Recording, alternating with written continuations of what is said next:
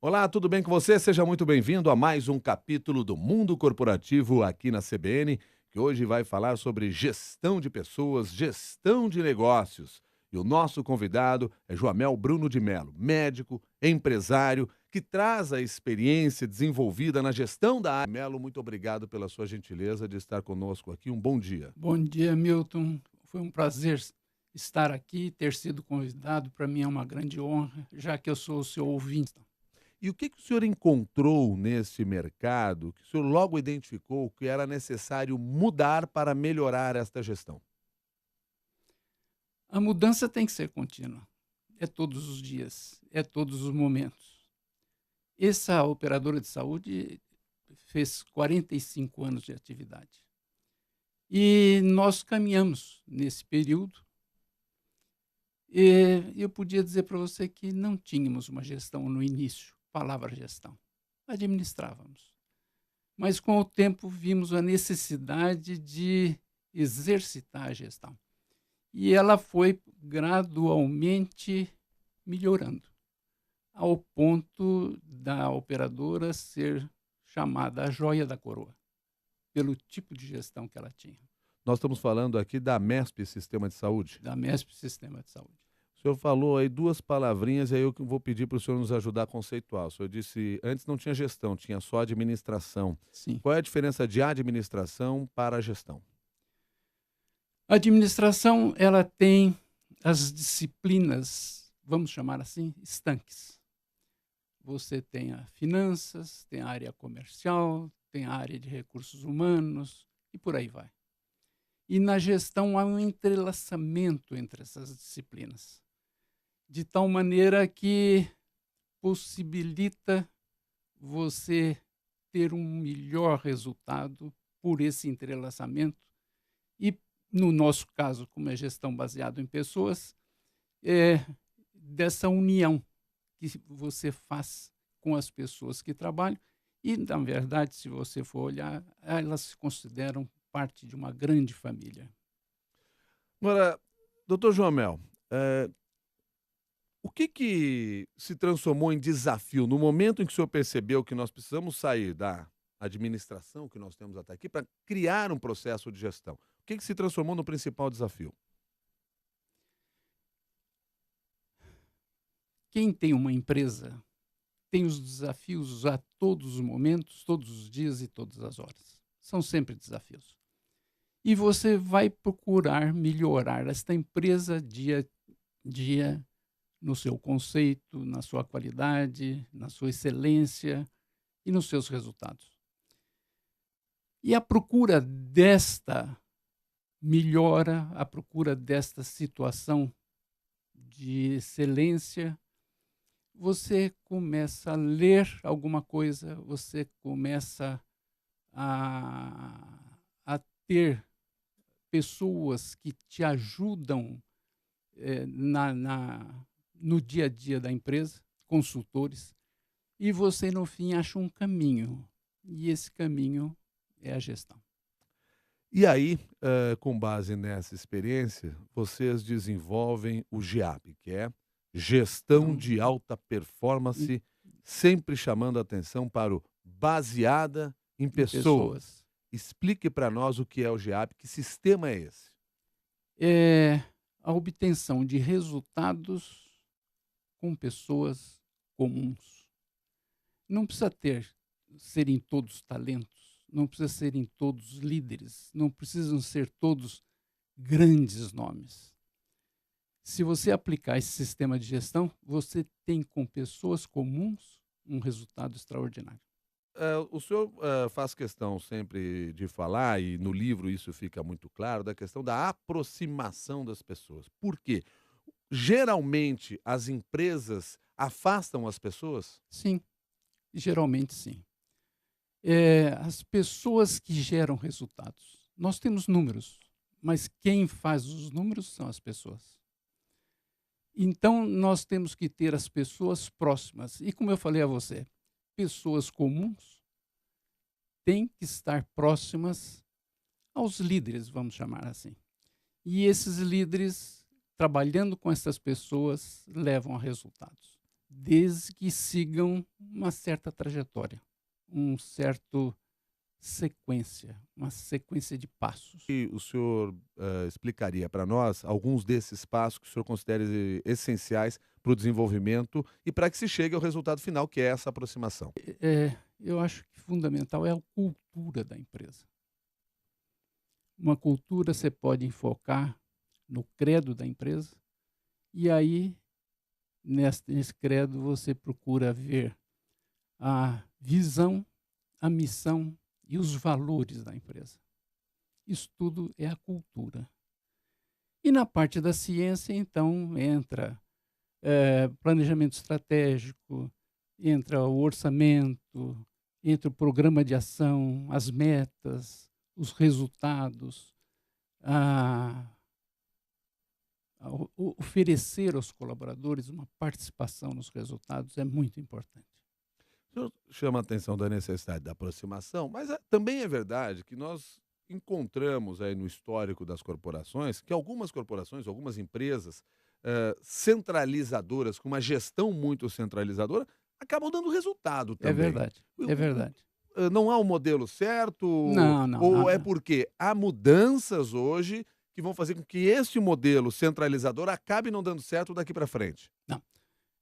Eu penso assim, e pela nossa experiência, é possível ser centralizador e ter resultados, mas não é um ambiente de trabalho agradável. Pela nossa experiência, pelo que nós vimos, inclusive, em outras empresas, você consegue o resultado, vamos chamar assim, na marra, né? Opondo pessoas.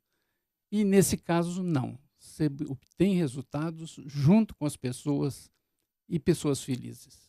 E você, muitas vezes, como líder, também feliz. Você convive com todos eles bem, satisfeitos, felizes, alegres. Ou seja, porque resultado não é apenas número. Não, é aquilo que eu te disse, porque números são feitos por pessoas.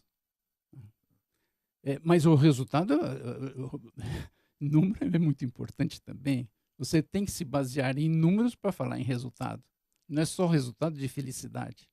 Aliás, a felicidade sem os números, sem os resultados, eu vou chamar até uma expressão, sem lucros, não funciona.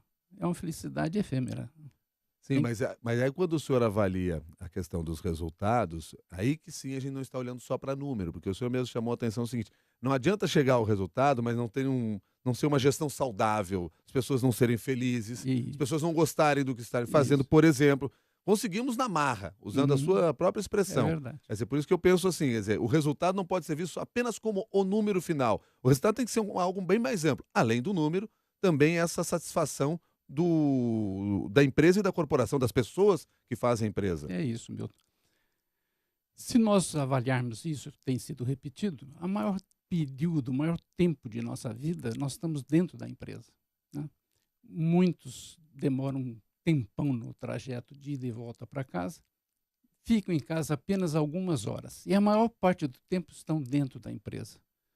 E se você dentro da empresa estiver bem, estiver com amigos de fato, com pessoas de confiança, e que você ajuda aquela empresa a atingir uma meta, é o máximo. É tudo que as pessoas pedem na vida. Como é que se consegue fazer com que essas pessoas tenham essa satisfação dentro da empresa, levando em consideração que é isso, elas organizam sua vida em torno É daquilo? verdade. Se você, inclusive, trouxer, além da pessoa, a família das pessoas para, não digo dentro da empresa, mas para a empresa, você tem quase que 24 horas o colaborador ao seu lado. Bom, para isso é necessário, entre outras coisas, alguns projetos que façam com que a família venha, com que haja aproximação Sim, entre os setores. sim, O senhor sim, podia sim. trazer alguns desses exemplos que, no decorrer aí da sua carreira, o senhor percebeu como sendo importantes, que serviriam até para referenciar tudo isso que nós estamos dizendo? Então, a comunicação empresarial é muito importante. Você ter elementos de comunicação que o colaborador possa levar para casa e comunicar à sua família o que está acontecendo na empresa. Não sei se você pegou a parte aí de educação corporativa, educação empresarial. Você ter, e nós tínhamos aí 4 ou 5 enfoques de educação corporativa. Uma delas era a academia da Amesp de conhecimento, Academia de Conhecimento. São cursos que são oferecidos ao colaborador e aos familiares. Quer dizer, você já vai integrando os familiares nisso tudo. Também acho fundamental, e é a 7ª ferramenta que está aí, associação de colaboradores. Levado a sério mesmo. E você traz os colaboradores para participarem da parte social e da parte esportiva da empresa. Agora, você tem que dar exemplo, você tem que estar presente também em todas essas situações. Quando eu falei sobre a academia do conhecimento, sobre aulas aos colaboradores e aos familiares, essas aulas primordialmente precisam ser dadas pelos líderes, não buscar professor de fora. Pode também, em alguns casos excepcionais, que você não conheça bem a matéria, mas fora isso, é você que ministra as aulas. E a aula, então, como eu disse a você, é para o colaborador e para os familiares. Tudo que nós estamos vendo aqui passa pela questão do diálogo, da empresa conversando, os colaboradores conversando entre si, mesmo colaboradores de áreas diferentes e de níveis diferentes de comando. Sim. Esse diálogo ele tem que ser promovido desde o início do processo. Uhum. É isso que faz que mexe com essa gestão com base nas pessoas. Você viu aí que uma ferramenta é diálogo com os colaboradores, que nós chamamos de comunicafé. Um líder que conheça bem a empresa reúne os colaboradores de várias áreas e durante 1h30, 2 horas conversa. Estimula, fala o que você quiser. Fala sobre sua pessoa, fala sobre a família, fala sobre o trabalho. E você obtém resultados extraordinários. Você vai anotando e te permite sentir o clima organizacional, né? É uma coisa muito boa e interessante. Eles conversando também entre eles, eles acabam se conhecendo. Porque normalmente é bom dia, boa tarde, boa noite. Mas eles não sabem os problemas pessoais ou os problemas da empresa que existem. E ali é uma troca de informações e eles saem muitas vezes muito mais amigos do que antes. Eu pergunto, doutor Jamel, levando em consideração todo o sistema, a gestão empresarial de alta performance, ou a gestão de alta performance, que é o nome do sistema desenvolvido por vocês. Quer dizer, esse sistema, quando começa a ser implantado dentro de uma empresa, os resultados são percebidos rapidamente? Não. Não. Algumas ferramentas são, não digo facilmente implantadas, mas são implantadas mais rapidamente. A parte da ciência, que eu falei a você, modelo de negócio, planejamento estratégico, resultados, também você pode, num curto prazo, implantar. Mas a parte cultural da empresa é demorada. Precisa insistir muito, bater muito. E não sei se você viu também, como dizia o Jack Welch, o lendário presidente da GE. Precisa falar, falar, falar. Quanto falar? Até ficar rouco de tanto falar. O Da processo livraria. de implantação dessas ideias também não há um custo tão alto. Não, por quê? O café com o colaborador vai custar o café, vai custar o refrigerante, né? Quer dizer, A bolachinha. mudar uma cultura ou mudar uma visão dentro da empresa, ela pode não custar tão caro assim. Não, porque você dá de graça, entre aspas, o exemplo. Você muda uma cultura dando exemplo. A empresa deve ter valores. Eu enumerei aí uma série de valores. Podem ser todos ou não. Eu acho que se a empresa quiser um valor, seja a ética.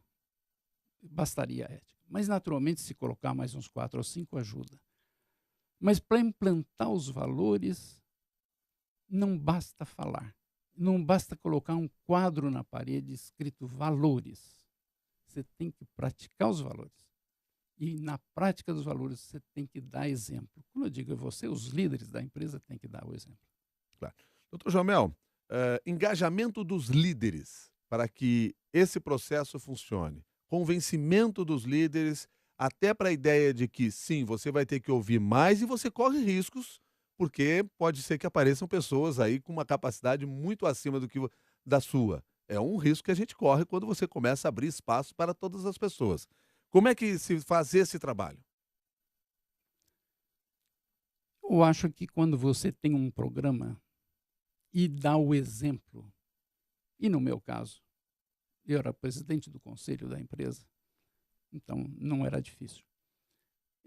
Você começa a reunir em torno de você os principais líderes. A Marlene Ortega, que está aqui escrevendo a parte desse livro, era responsável pela área de recursos humanos, que é a parte mais importante da história, né? Que nós chamávamos de patrimônio humano, para dar mais ênfase. E você sabe o que acontece, meu?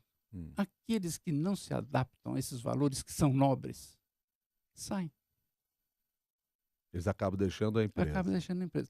As pessoas devem ter valores pessoais, é verdade. Mas se esses valores que você olha aí, nobres, se ela não se adapta, porque os valores pessoais dela também, muito especiais, não se adaptam, né? Ela sai. É natural. É natural. Agora, para o funcionamento de uma gestão como essa, o engajamento dos líderes é fundamental. Ela não existiria sem esse trabalho. Não. O líder não pode destoar. E eles também têm espaço para aprender, já que nós estamos falando de uma empresa educadora, nós falamos sobre isso agora há pouco. Todo espaço. É, você, quando dá aula, você aprende, né? Quando nós dissemos a você que, por exemplo, na academia de conhecimento, os líderes davam aulas. Eles, quando dão aula, aprendem. Chama agora há pouco aqui a atenção para a importância do Departamento de Recursos Humanos, ou, como o senhor disse, de Patrimônio patrimônio humano. humano. Recursos humanos não é só para contratar e demitir pessoal? Não, isso é departamento de pessoal, né? Recursos humanos é muito maior. É tudo que tem no livro. Quer dizer, toda essa gestão de pessoas passa pelo Pelo, Departamento de Recursos Humanos, pela área de recursos humanos. pela Sim, área de recursos sim, humanos. sim, Aí eu sim. lhe pergunto, o senhor tem identificado isso nas corporações de uma maneira geral? Essa já é uma visão hoje que faz parte das grandes corporações brasileiras, e no cenário brasileiro isso já existe, ou por enquanto ainda está muito mais no campo teórico? Está no caminho. Teórico para a prática. Aqueles que conseguirem colocar na prática, como nós conseguimos, graças a Deus, têm sucesso. Nós tivemos. Agora, aqueles que estão em caminho estão tendo sucesso. Mas é aquela visão de que as pessoas são importantes. Senão também um recurso humano pouco adianta se os principais líderes acham que pessoas não servem para nada, são braçais, como se dizia há 2 séculos atrás. Tem muita empresa ainda que faz esse discurso bacana, mas que na prática mesmo não funciona assim? A maioria. Por quê? O que acontece? É difícil. É difícil. É difícil. Difícil resume tudo. Sim, porque a convivência é difícil. Você aceitar as pessoas com as características que têm é difícil. Você aceitar opiniões que não são iguais às suas é difícil. Então, você precisa ter um espírito especial para poder conviver com as pessoas, porque nós Joamel, essa turma nova que está chegando aí nas empresas, essa garotada que está saindo da faculdade, que já vem com uma outra realidade, eles estão provocando também essas mudanças dentro das empresas? E as empresas têm que mudar até para atender essas necessidades deles? eu acho que sim. Mas nas empresas em geral, eles se tornam mais exigentes. Eles não vêm para trabalhar simplesmente pelo trabalho e pela remuneração. Eles querem reconhecimento. E, querendo reconhecimento, então você precisa ter o diálogo e precisa aceitá-los do jeito que eles são. São as tais gerações Y, que agora está na moda, né?